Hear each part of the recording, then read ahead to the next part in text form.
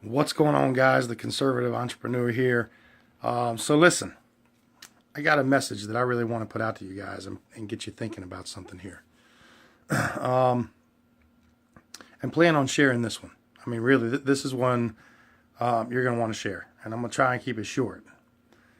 But I just was scrolling through Facebook, and a Facebook friend of mine had posted that she was in awe that her teenage daughter just showed her a Facebook Live video of a 12-year-old girl committing suicide and doing Facebook Live while she committed suicide. And my immediate comment to her on her post was, because she said, how can we stop this, or how can we help our kids, or something like that, or how can I protect my children? And that's $1 million question in today's world. And my immediate comment was, hey, you need to take away the social media right away and control that, okay? And let me tell you, 12-year-old girl on Facebook Live. We just had a girl here in my hometown about a month ago, 16 years old, jumped off a bridge, committed suicide. We got kids cutting themselves and doing all kinds of crazy stuff. And, I started thinking, I was talking with my daughter, and I was just like, let me ask you something. How many Facebook friends do you have? And her answer was like, 500. And I said, and how many people are you following on Twitter? And it was 1,200. And how many people are you following on Instagram? 1,500. How many people are you following on Snapchat? 2,000. And I'm thinking to myself, you know what?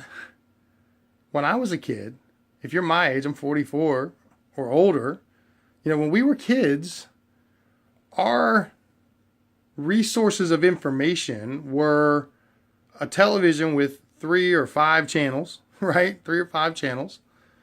What we would go to school and hang out with our friends and get from there, right? Our telephone was one telephone in the house, so it was limited information coming from that.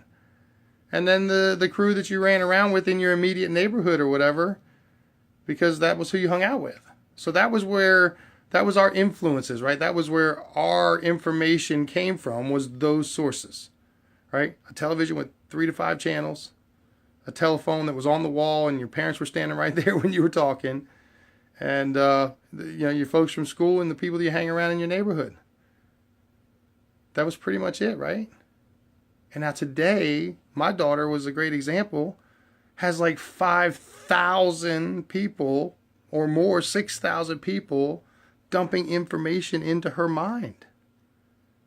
And, 500 channels on the TV, the internet, right? Just the internet alone, not even counting social media.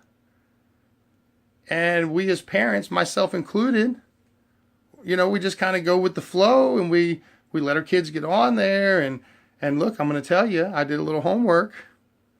The suicide rate, I found an article, the suicide rate from, what was it, 2000, or maybe it was like 1999 to 2014 was increased from those years.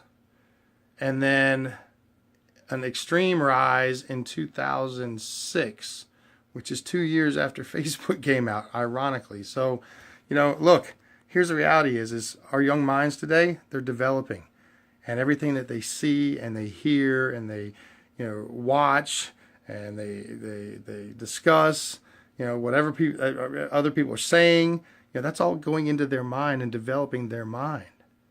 And it's too much. The information overload is too much for our children. They're getting information from too many places too fast, and it's killing our youth.